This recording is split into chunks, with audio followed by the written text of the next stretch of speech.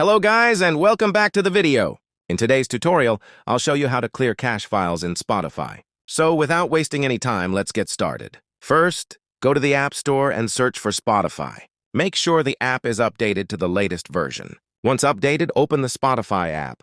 Now tap on your profile icon in the top left corner of the screen. After that, go to Settings and Privacy, then tap on Data Saver and Offline. Here you'll find the option called Clear Cache. Simply tap on it, confirm your choice, and your cache files will be cleared instantly. And that's it. This will help free up storage and improve app performance. If you found this video helpful, don't forget to like and subscribe for more tutorials. Thanks for watching, and I'll see you in the next video.